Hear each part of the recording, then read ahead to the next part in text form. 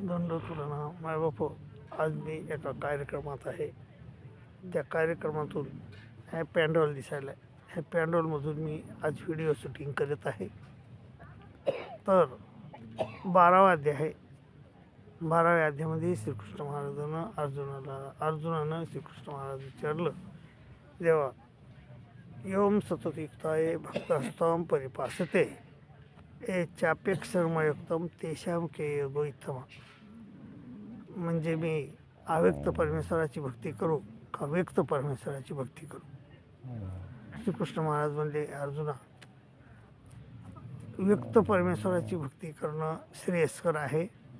अव्यक्त परमेश्वराची भक्ती ही क्लेशोधिकत रस्तेशा म व्यक्ता सक्त चेतसाम अव्यक्ता ही गतिर्दुःखम देहवद्वीर वापिते.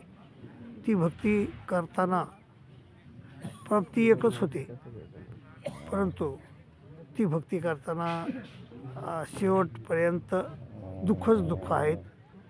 एखाद्या बोचऱ्या माणसानं लोखंडाची चेनी खावे त्याप्रमाणे ती भक्ती.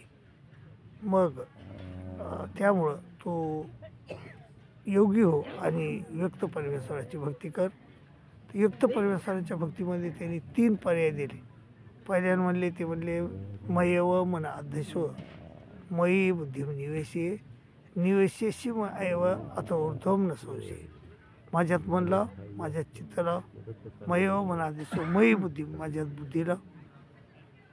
मयव मनाध्यस्व मयी बुद्धी निवेशेशी माझ्यातमध्ये वास करशील याच्यात संशय नाही.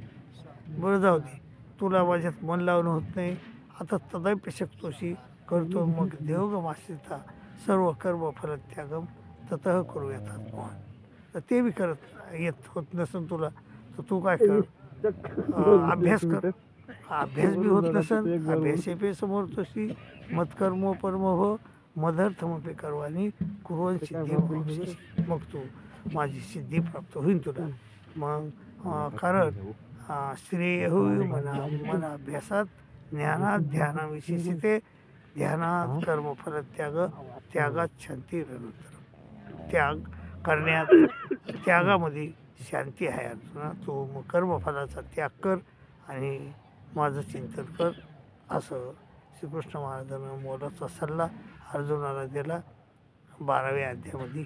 आणि त्याप्रमाणे आपण जर वागलो तर आपलं भलं झाल्याशिवाय राहणार नाही. दंडवत प्रणाम. दंडवत.